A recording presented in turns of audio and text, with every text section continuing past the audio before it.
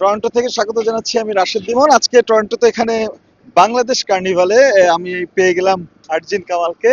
আহ, কেমন আছেন? ভালো আছি। আপনারা ভালো? জি জি, ভালো আছি। আহ, আসলে একটু জানতে চাচ্ছি আপনার কাছে কেমন লাগছে ঘুরে ঘুরে দেশে দেশে ঘুরে ঘুরে যে করছেন, প্রবাসী বাঙালিদের কাছে আপনার একটা আলাদা গ্রহণযোগ্যতা তৈরি হয়েছে, এটা কেমন এনজয় করেন? আমার আসলে যতবারই আমি কানাডা আসছি আমার খুবই একটা জিনিস খুব ভালো লাগছে।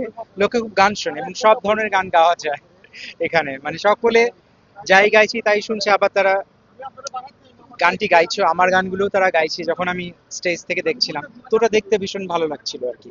আর একটা আমার মনে হয় যখন প্রবাস থেকে, যেহেতু আমিও প্রবাসী, তো আমার আমি দেখলাম যখন আমার গানগুলো দেশে পপুলার হলো, তো অনেক প্রবাসী মানুষজন খুব খুশি হলো যে আমাদের এখান থেকে কেউ জি। বাংলাদেশে, মানে সাধারণত হয় বাংলাদেশ থেকে এখানে আসে, তো দেখো আমার গানটা এখান থেকে বাংলাদেশে পপুলার হলো। সো এটা আসলে আমি দেখলাম যে অনেকের খুব ভালো লাগা ছিল। এইটা পার্থক্যটা আমি একটু জানতে চাচ্ছি। ধরেন আমরা যে দেখি যে এই যুক্তরাষ্ট্র বলেন, কানাডা বলেন বা বিভিন্ন দেশে বাইরে যে অনুষ্ঠানগুলো হয়, সেক্ষেত্রে কিন্তু বাংলাদেশ থেকে শিল্পী এনেই কিন্তু অনুষ্ঠানগুলো হয়। সেক্ষেত্রে আপনি একটা ব্যতিক্রম একটা উদাহরণ তৈরি করেছেন। এই জিনিসটা আসলে কেমন এনজয় করেন? আসলে আমি তৈরি করিনি, আমার মানে মুজা তৈরি করলো। এবং যখন আমি দেখছিলাম আমার মনে মনে পড়ে আমি ফোবানাতে ওকে দেখলাম গাইতে, সকলে ওর গানে নাচছে গাইছে, তো আমার খুব ভালো লাগলাম। So, ওরকম একটা জিনিস হয়তো আমারও স্বপ্ন। তো আমি ভাবছিলাম যে আচ্ছা, কিন্তু এই স্বপ্নটা কেউ করে দেখালো, ওরা দেখে খুব ভালো লাগছিল। তো আমি তখনও জানতাম না যে ঠিক তার পরের বছরই আমার গানটাও ভাইরাল হয়ে যাবে, লোকে আমাকে ওকে, তখন হয়তো আমি গান গাইছি কারণ যেহেতু প্রবাসে অনেকদিন ধরেই গাইছি। যেমন আপনাদের এখানেও অনেক শিল্পী আছেন যারা কিন্তু দেখবেন খুবই ভালো গান করেন, কিন্তু হয়তো তাদেরকে সারা আমেরিকা বা সারা বাংলাদেশ চিনছে না। তো আমিও সেরকম শিল্পী তো ছিলাম, বিভিন্ন জায়গায় গাইতাম। তো তখন আমি মানে এটা আসলে ওই সেটাই বললাম যে ওটা এই খুব এই ভালো লেগেছিল। পরিবর্তনটা কেমন লাগছে ভাইরাল হওয়ার পরে বা চেনার পরে, যে এখন গিয়ে এক জায়গায় গেলে যে রেসপন্স পাচ্ছেন, দেখলাম সবাই আপনার সঙ্গে সেলফি তোলার জন্য উদগ্রীব হয়ে এটা আছে। এবার যেটা হয় যে এবার এখনো হয়নি, বেশিরভাগ সময় মানুষ, আমি দেখি যখন আমি স্টেজ থেকে নেমে আসি বেশিরভাগ সময় অনেকে আমাকে বলে যে ভাই আমি আমি জানতাম না আপনি গান জানেন, আপনাকে জাস্ট দেখতে আসছিলাম, কালা কালা কালা কালা, তো দেখতে আসে। বলছে, ঠিক আছে। তো ওটা ভালো লাগে যে একটা মানুষ আসলো, তারা অডিয়েন্স ছিল, দে বিকেম মাই ফ্যান, এটা দেখতে ভালো লাগে। এই যে ধরুন আপনার খ্যাতিটা তো তৈরি হয়েছে কালা কালা থেকে, এরপরে ধরেন আপনি বিষম প্রীতি একটা ভার্সন তৈরি করেছেন। এই মিউজিক ডিরেকশন বা এই বিষয়টা আসলে কিভাবে করা হয়? আসলে এগুলো না অতটা কনসিয়াসলি আমি করিনি। আমি যখন আমেরিকাতে এসে আসলে আমি নিজের গান নিয়ে আরো বেশি, এক্সকিউজ মি, আরো বেশি সিরিয়াস হই। কারণ এখানকার কালচার যেটা, ওরা যখন যা করে, মানে ইচ্ছে করে তাই করে। তা আমি তো পড়তে এসেছিলাম, মাস্টার্স শেষ করে আমি যে একটা মানে ট্র্যাক চেঞ্জ করবো এটা ভাবিনি। বাংলাদেশে যেটা হয় আর কি, আমরা একটা ট্র্যাকে থাকি, ওখানেই থাকি। তো সেটা আমি চেঞ্জ করলাম এবং সাথে অনেক মানুষজন পেলাম। কারণ যখন আমি দেখলাম যে আমি লস এঞ্জেলেসে গান বাজনা শুরু করলাম, তো ওখানকার আমেরিকান যারা, আমার আমার কিছু মিউজিশিয়ানের সাথে পরিচয় হলো, তো ওদের মনে হলো আমার ভয়েসে এই গানগুলো করা যায় বা করানো যায়। তো এরকম কিছু কোল্যাব, ওরা খুব কোল্যাব করে, মানে কোনো একটা আর্টিস্টের সাথে আর একটা আর্টিস্ট কোল্যাব করবে, তো এইভাবেই পরিচয় হলো বিভিন্ন আর্টিস্টের সাথে। তো সেভাবে আপনার আমি নিজেও আবিষ্কার করলাম যে আপনাকে দেখি মাঝে মধ্যে ধরেন আপনি তো প্রবাসীদের বা বাংলাদেশিদের অনুষ্ঠান করেনি, মেইন স্ট্রিম জায়গায় পারফর্ম করেন। দুটোর মধ্যে পার্থক্য কি, বা তারা কিভাবে আপনি বাংলায় গাচ্ছেন এটা কিভাবে নিচ্ছে? আমার মনে হয় যে ওরা সুরটা পছন্দ করে। এবং এখানে বাংলা বলে কথা না, আপনি যখন একটা স্প্যানিশ যদি কোনো একটা মেলায় যান বা কোনো একটা মানে দেখা গেলো কোনো ইটালিয়ান কমিউনিটি, যেই কমিউনিটির কিছু যান, আপনি যখন দেখবেন রিদমের সাথে কিন্তু আপনিও দুলবেন। এবং একটা সুর তো একদম সা থেকে মানে 12টা স্বরের বাইরে তো আর কোনো স্বর নেই।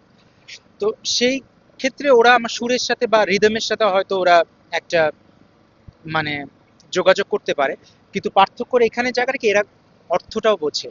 ওখানে যেমন আমি হয়তো এক দুই লাইন হয়তো একটা সিনপসিস দিয়ে দিই, একটা সামারি করে দেই গানের, এখানে ওটা করতে হয় না। এখানে সকলে বুঝে জেনে গানটি আমার সাথে গলা মেলাচ্ছে, আচ্ছা, এটা ভালো লাগে। শেষ প্রশ্ন। আপনার গান যেমন একটু ব্যতিক্রম, আপনার গানের সঙ্গে আপনার যে নাচছেন আপনি সেটা যেমন ব্যতিক্রম, আবার আপনার পোশাক আশাক, ধর আপনার চশমাটা বা আপনার হাতে দেখছি উল্কা বা একটু মেহেদির ডিজাইনের টাইপের এই জিনিসটা, এটা কি আপনার মানে সচেতন ভাবেই নিজেকে একটু আলাদা করার জন্য মানে কি, stage is larger than life.